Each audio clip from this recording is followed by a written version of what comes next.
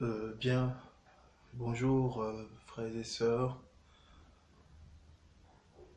du monde entier, frères et sœurs de la Côte d'Ivoire. Ce matin, je viens m'adresser à vous et c'est avec une joie que je viens ce matin vous parler. C'est juste un partage avec vous et sur le temps de la Pentecôte. Nous sommes dans le temps de la Pentecôte et beaucoup entendent la Pentecôte, voilà, ils entendent qu'est-ce que c'est la Pentecôte, voilà, c'est la fête de la Pentecôte. Et généralement, les églises, les assemblées, les communautés organisent des cénacles, comme pour se remettre un peu dans la peau de, n'est-ce pas, du temps des apôtres, n'est-ce pas, où l'on dit qu'ils étaient réunis au cénacle, l'Écriture dit qu'ils étaient réunis au cénacle, dans la chambre haute, en prière, dans l'attente de l'Esprit Saint. D'accord? Mais ce qu'il faut savoir ici, c'est que ce temps qu'on appelle la Pentecôte, c'est d'abord une fête juive. C'est d'abord la fête des Juifs. Une fête, n'est-ce pas, la fête des retrouvailles. C'est d'abord la fête des retrouvailles. Et c'est à cette occasion, n'est-ce pas, que l'Esprit Saint, n'est-ce pas, est descendu sur les apôtres comme promis. Jésus-Christ avait dit, ne vous éloignez pas de Jérusalem. Après sa résurrection d'entre les morts, il a dit, n'est-ce pas, ne vous éloignez pas de Jérusalem, attendez la promesse. Attendez la promesse. Mais ce qu'il faut noter, c'est que eux-mêmes ne savaient pas quand l'Esprit Saint descendrait sur eux, comme promis. Ils n'avaient pas connaissance de la date exacte. Alors, Dieu avait un plan, c'est que puisque c'était la fête des retrouvailles chez les Juifs, il avait un plan selon lequel les Juifs, puisque les Juifs allaient venir, les Juifs réunis de toutes les nations, les Juifs de toutes les nations allaient venir à Jérusalem pour les retrouvailles. C'était pour Dieu l'occasion vraiment bien placée pour pouvoir envoyer l'Esprit afin que les apôtres rendent le témoignage, un grand témoignage à Jérusalem, un grand témoignage aux Juifs de toutes les nations, le témoignage de la résurrection, n'est-ce pas, de Jésus-Christ, le témoignage du salut manifesté en Jésus-Christ. D'accord? Alors, aujourd'hui, tout le monde célèbre la Pentecôte et tout le monde, n'est-ce pas, invoque ce jour-là l'Esprit Saint pour que l'Esprit Saint vienne. Mais quelque chose se passe parce que Dieu est un Dieu de temps et Dieu annonce des prophéties par la bouche de ses prophètes. Dieu annonce ses prophéties par la bouche de ses prophètes. Et Dieu ne parle pas en vain. Il fait toutes choses en son temps. Alors, pour votre information, il n'y a pas une date précise comme on le fait chaque année où l'Esprit Saint doit descendre. Parce que si on a fait la remarque, l'Esprit Saint descend, comme on le dit à la Pentecôte, que nous fêtons, et repart n'est-ce pas, le lundi. Le lundi, si vous avez fait la remarque, le lundi après-midi, l'Esprit Saint est reparti. Pourquoi? Parce qu'après cela, tout le monde va à ses occupations, tout le monde retourne dans ses assemblées, tout le monde continue la routine des assemblées, parce qu'il n'y a pas d'impact sur le pays, il n'y a pas d'impact, n'est-ce pas, dans la vie des gens, des assemblées, il n'y a pas d'impact, il n'y a pas de changement, il n'y a pas de bouleversement dans la nation, il n'y a pas, il y a pas de réveil. Alors que l'Écriture dit que quand l'Esprit Saint est descendu, n'est-ce pas, sur eux, voilà, je prends, je suis déjà dans Actes 2, le verset 14. On nous dit que alors Pierre, debout avec les 11 apôtres, se met à dire d'une voix forte, n'est-ce pas, la conviction, la force de l'esprit. Frères juifs et vous tous qui habitez à Jérusalem, vous devez comprendre ce qui se passe. Écoutez bien ce que je vais dire. Ces gens ne sont pas ivres comme vous le pensez. En effet, il est seulement 9 heures du matin. Mais c'est que le prophète Joël a annoncé, cela arrive maintenant. Voici ces paroles. Dieu dit, dans les derniers jours, je donnerai mon esprit à tous. Vos fils et vos filles prophétiseront de ma part. Je ferai voir des choses nouvelles à vos jeunes gens. Et j'enverrai des rêves à vos vieillards. Oui, en ces jours-là, je donnerai mon esprit à mes serviteurs et à mes servantes. Et ils parleront de ma part. Je ferai des choses extraordinaires en haut dans le ciel et des choses étonnantes en bas sur la terre. Il y aura du sang, du feu, des nuages de fumée. Le soleil deviendra sombre, la lune sera rouge comme du sang. Ensuite, le jour du Seigneur viendra, ce jour grand et magnifique. Alors, tous ceux qui feront appel au Seigneur seront sauvés. Déjà, on nous dit, vos fils et vos filles parleront de ma part. C'est grave. Vos fils et vos filles parleront de ma part. Quand je vais donner mon esprit en ces jours-là, écoutez très bien ce qui se passe. Dans les derniers jours, nous savons que les derniers jours, n'est-ce pas, la fin des temps, les derniers jours, commence à partir de la venue de Christ. Christ est venu à la fin, dans l'accomplissement des temps. Donc, le temps, n'est-ce pas, pour ceux qui ne savent pas, Christ est venu à l'accomplissement des temps, à la fin des temps. Alors, dans ces jours de la fin des temps, Dieu dit qu'il répandra son esprit. Et donc, il n'y a pas un jour précis que nous savons. Mais Dieu, lui, dans sa préscience, sait quand il répand son esprit et à quel temps il répand son esprit. Ce qui est différent de la conception selon laquelle il y a un jour spécial qu'on célèbre pour recevoir l'Esprit Saint.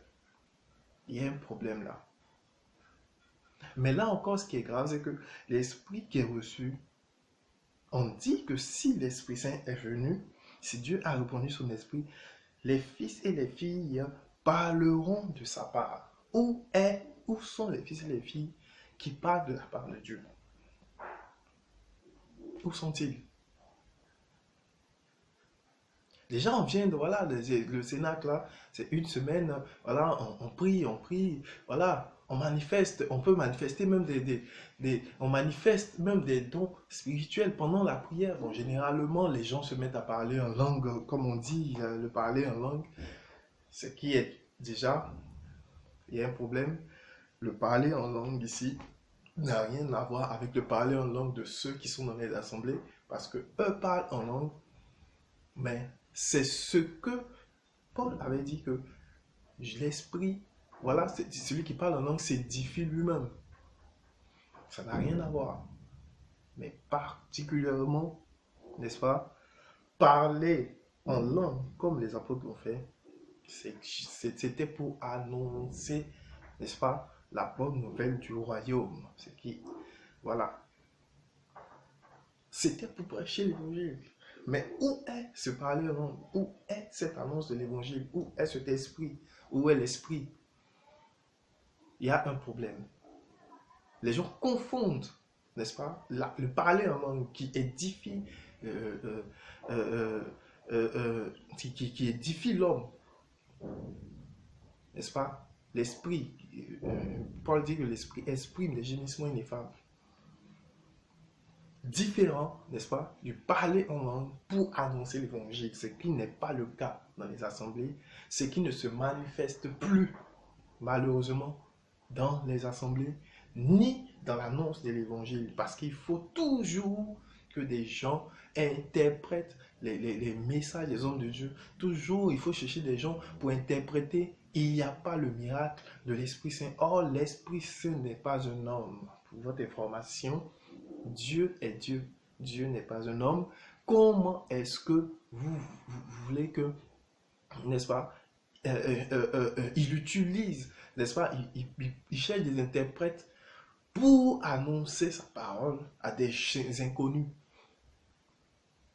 La marque de l'Esprit Saint, c'est que les apôtres parlaient des langues et ils parlaient de la part de Dieu. Et tous ceux qui étaient là comprenaient dans leur langue maternelle ce que les apôtres disaient. Ce que les apôtres disaient. Où est cette manifestation? Et nous constatons plutôt que c'est le parler en langue d'édification de soi qui est manifesté dans les assemblées. Là, il y a un problème. Et on dit, vos fils et vos filles parleront de ma part. Où sont ces personnes qui parlent de la part de Dieu? Qui parlent de la part de Dieu? Où sont-ils? Qui annoncent la parole de Dieu? Parleront de ma part, c'est-à-dire des prophètes et des prophétesses. Où sont ces prophètes et ces prophétesses? Parler de la part de Dieu, ça relève de l'esprit de la prophétie. Et là encore, là, Apocalypse, n'est-ce pas, 19 dit que le témoignage de Jésus, c'est l'esprit de la prophétie. Où sont ces gars, ces personnes qui parlent de la part de Dieu? Non? Eh bien, le constat est là. Parce que s'ils parlent de la part de Dieu, ils parleraient pour rendre le témoignage de Jésus. Et le témoignage de Jésus, je dis que c'est l'esprit de la prophétie. Donc, si l'esprit est venu, il faut qu'il y ait des fils et des filles qui parlent de sa part, ce qui n'est pas le cas. Parce que, n'est-ce pas, parler de la part de Dieu, c'est parler de la part de Dieu. Ce n'est pas parler de la part, ce n'est pas prêter le serment de quelqu'un ou bien attendre qu'on me donne des instructions pour que je parle. Non, c'est parler de la part de Dieu. Ça veut dire que Dieu te parle. Où sont les fils et les filles qui parlent de la part de Dieu? Eh bien, justement, la première marque, c'est que les fils et les filles parleront de sa part. Je ferai voir des choses nouvelles à vos jeunes gens. Où sont les choses nouvelles que nous voyons? N'est-ce pas? Dans les assemblées, dans la vie de tous les jours, dans la nation. Où sont les choses nouvelles? C'est la même routine. Je me lève, je vais au travail, je mange, je bois, voilà. La routine humaine. Je fête, c'est les fêtes, les cérémonies, les anniversaires, les mariages, les naissances et la routine humaine au quotidien. Où sont donc, n'est-ce pas, je fais voir des choses nouvelles. Les choses nouvelles ne sont pas des choses de la terre. Les choses nouvelles ne sont pas des choses de la terre. Ce n'est pas possible. Je ferai voir des choses nouvelles. Ça veut dire que des choses qui n'ont jamais été vues ni entendues par l'homme. Et Paul dira que ce que l'œil n'a point vu, ce que l'oreille n'a point entendu, Dieu nous l'a fait connaître. D'accord? Donc, où sont les choses nouvelles? Ces choses-là ne sont pas vues.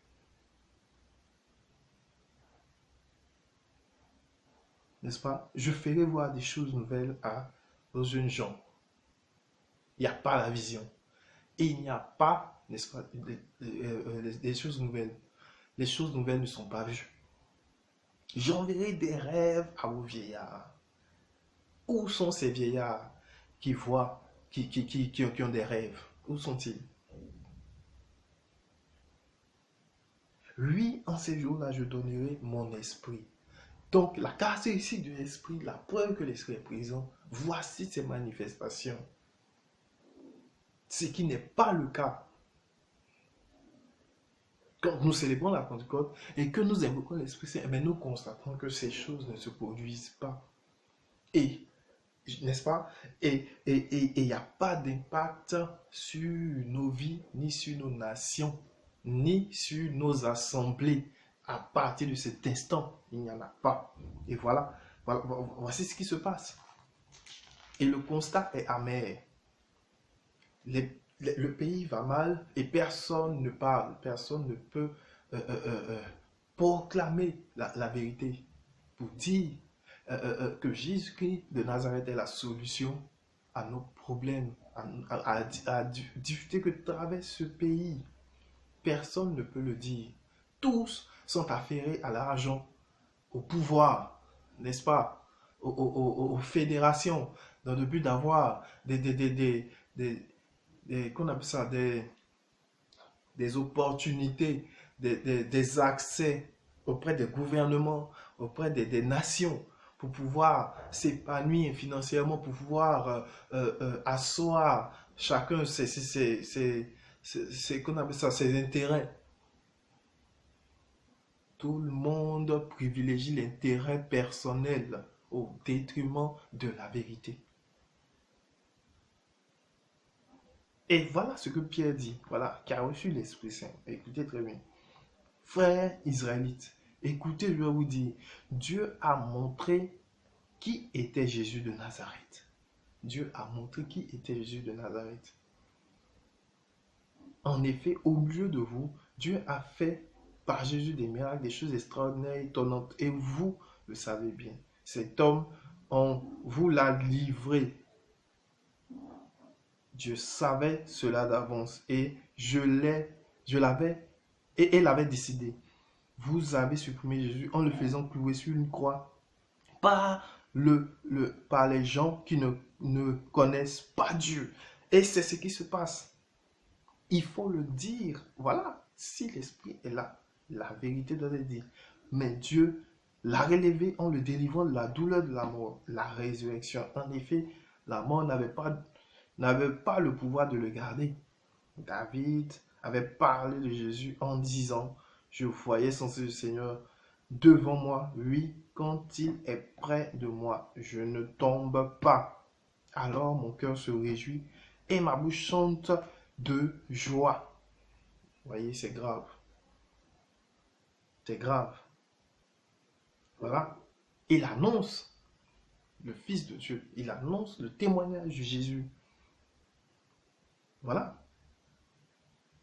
On dit que, n'est-ce pas, lorsqu'il a fini d'annoncer le témoignage de Jésus, on dit, quand les gens entendent cela, ils sont très émus et ils demandent à Pierre, aux apôtres, frères, qu'est-ce que nous devons faire?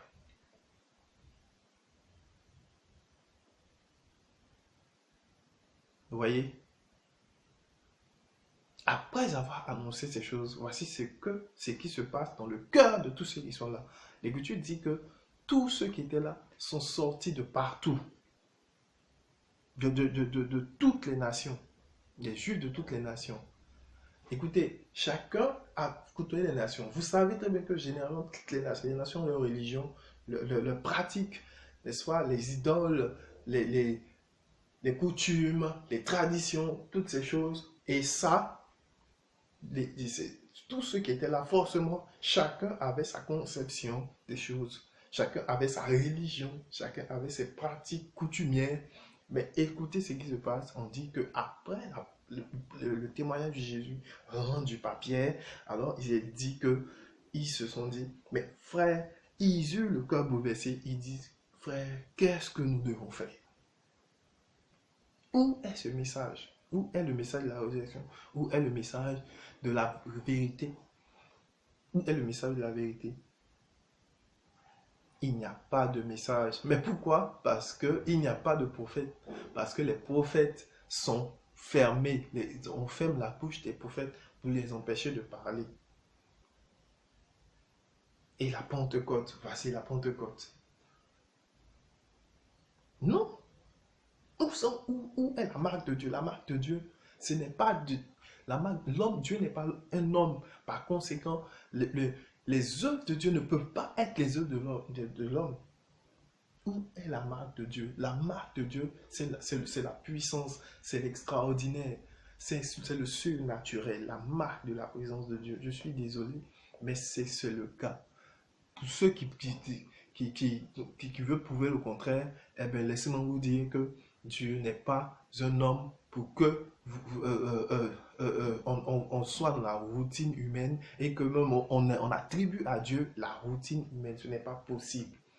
L'Écriture dit que de même que le ciel et la terre sont éloignés, de même que les pensées de Dieu et celles de l'homme sont très éloignées. Ça signifie que Dieu ne peut pas agir comme un homme. Arrêtez d'humaniser l'évangile, de proclamer un évangile terrestre. Nous voyons la Pentecôte, voilà. Et voilà, nous allons continuer. Nous allons continuer attendant l'année prochaine pour fêter la Pentecôte. Pour fêter encore la Pentecôte, pour invoquer encore l'Esprit Saint. Mais nous ne sommes pas fatigués là. Ça dit, l'Esprit Saint vient, et puis voilà, encore là, on invoque, ça finit jamais. Bon, les apôtres l'ont reçu une seule fois. Alléluia. Ils l'ont reçu une seule fois. Une seule fois. Une seule fois, ils l'ont reçu. Et ils ont rendu le témoignage de Jésus. Ils n'ont pas reçu l'Esprit Saint. Chaque année, ils vont fêter pour recevoir l'Esprit Saint. Jamais l'Écriture n'a parlé de telles choses. Et ils ont reçu l'Esprit Saint une seule fois. L'Écriture dit que nous sommes scellés par l'Esprit à notre conversion. Mais ce n'est pas le cas. Ce n'est pas le cas, c'est pas ce que nous voyons. C'est pas ce que nous voyons. Et allons dans, n'est-ce pas, Éphésiens, n'est-ce pas? Nous allons voir, n'est-ce pas, ce que nous disons, que nous avons été scellés par l'Esprit à notre conversion, n'est-ce pas? Voilà. N'est-ce pas, la vie nouvelle. Voilà. Voilà.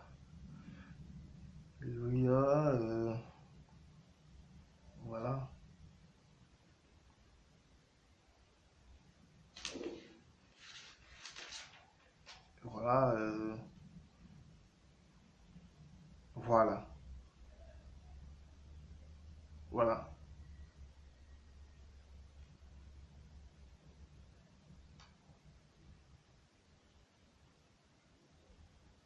On dit, voici ce que je vous demande avec force. Paul dit dans Éphésiens 4, voici ce que je vous demande avec force. Moi qui suis prisonnier pour le Seigneur, vivez en accord avec la paix que vous avez reçue de lui. Soyez simples, doux, patients, supportez-vous les uns les autres avec amour. Cherchez toujours à rester unis par l'Esprit Saint. C'est lui qui vous unit en faisant la paix entre vous. Il y a un seul corps, un seul Esprit Saint. Dieu a appelé aussi à une seule espérance. Il y a un seul Seigneur, une seule foi, un seul baptême. Il y a un seul Père et un seul Dieu et Père de tous. Il est au-dessus de tous, il agit par tous, il habite en tous. Dieu nous a donné ses bienfaits, mais le Christ a mesuré à chacun sa part. Donc, on dit, cherchez toujours à rester unis par l'Esprit Saint, c'est lui qui vous unit. Donc, comment est-ce que l'Esprit Saint vous unit et vous invoquez l'Esprit Saint chaque année à la Pentecôte? C'est lui qui vous unit en faisant la paix entre vous. Il y a un seul corps et un seul Esprit Saint. De quel esprit? Vos assemblées sont composées de quel esprit? Parce qu'il ne peut pas avoir d'église, il ne peut pas avoir d'assemblée s'il n'y a pas l'Esprit Saint. Ce n'est pas possible. Au point de l'invoquer à chaque fois, au point de l'appeler à chaque fois, au point de dire, viens Esprit Saint, et avec des mélodies, avec des, des, des, des, des- des- des déguisements, je peux dire des uniformes, n'est-ce pas, des effigies à l'Esprit Saint, de la colombe, le feu, le vent, toutes ces choses. Mais où est l'Esprit Saint? Et c'est tout un décor là, le bleu, le rouge, le blanc, voilà, toutes ces choses de l'Assemblée sont décorées là. Et voilà, on dit que l'Esprit Saint est arrivé, et voilà, c'est la Pentecôte, voilà, voilà, voilà. Non. Où est l'Esprit Saint? Où est la manifestation de Dieu? Parce que je le répète, je le dis et je le répète, Dieu est esprit. Dieu n'est pas un homme. Arrêtons d'humaniser la parole de Dieu. Arrêtons de mettre dans notre contexte la parole de Dieu. Dieu n'est pas un homme. Arrêtons, n'est-ce pas, d'attribuer à Dieu des œuvres humaines qui n'ont rien à voir.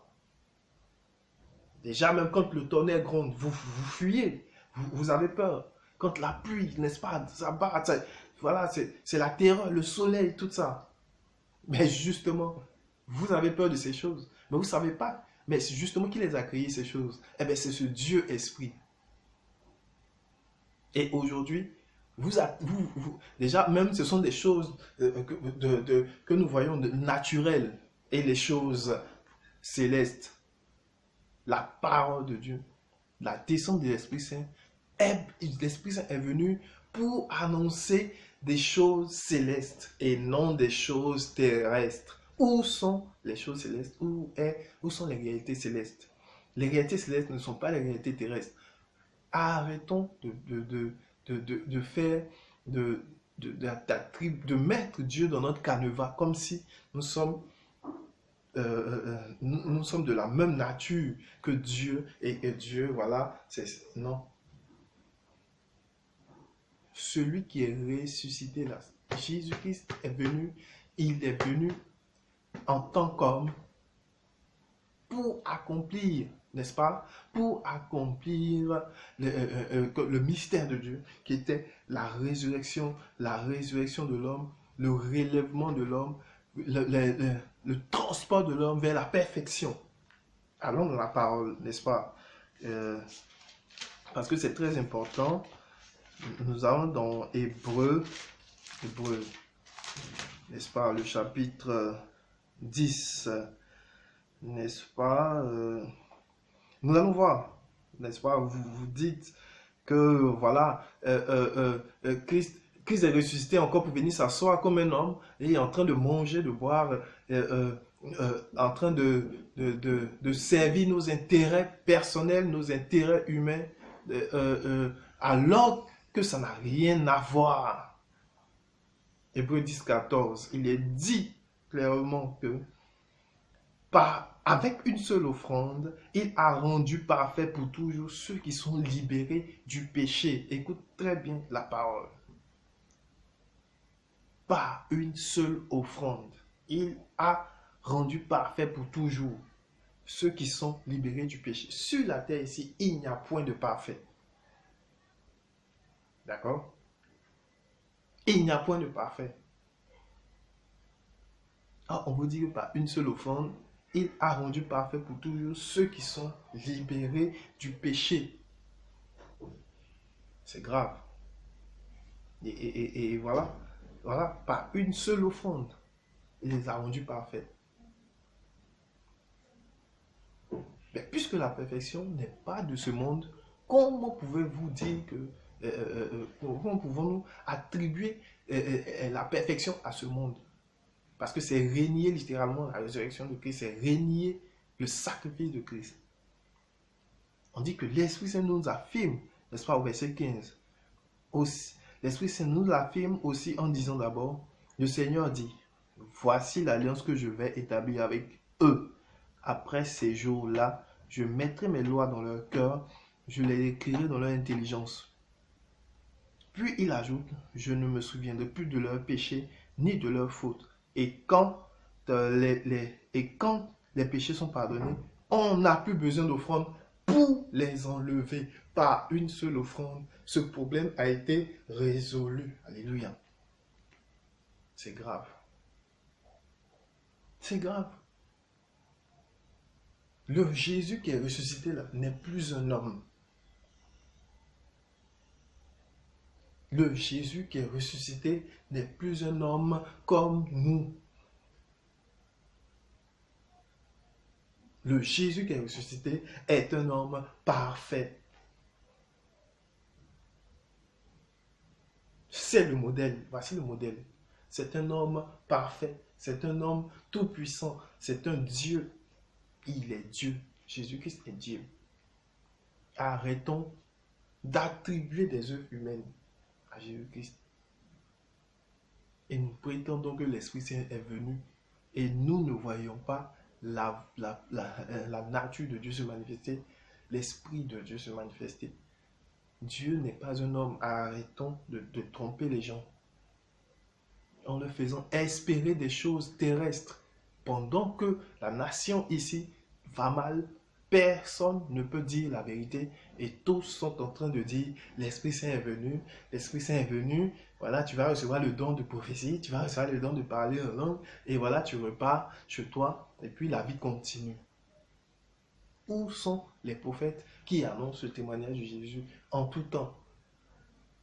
Sans forcément dénomination, sans forcément être boosté par un quelconque homme de Dieu qui doit donner sa permission avant qu'il n'aille pas. Aujourd'hui, il n'y a plus, il n'a fait de permission parce que Dieu veut être le Père de tous.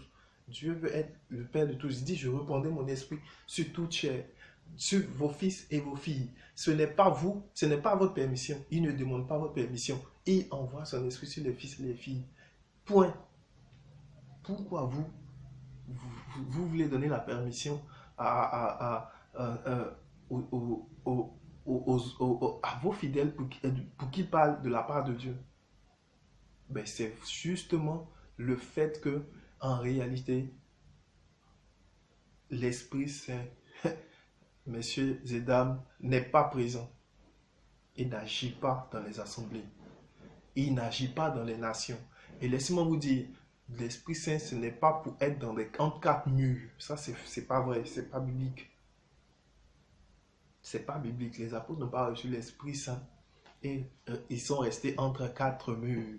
La preuve, lorsque, n'est-ce pas, ils ont commencé à former les assemblées et ils se réunissaient, n'est-ce pas, il est dit que, n'est-ce pas, il y avait un problème de nourriture qui se posait. Et voilà, il y a un problème de nourriture et il fallait, n'est-ce pas, s'occuper de la nourriture, comment nourrir les disciples, comment nourrir, n'est-ce pas, les disciples. Hein? Et ça créait vraiment un problème parce que l'annonce de l'évangile ne pouvait pas se faire. N'est-ce pas? Voilà. Et on nous dit, voilà, de Actes des Apôtres chapitre 6, on est à ce moment-là, le nom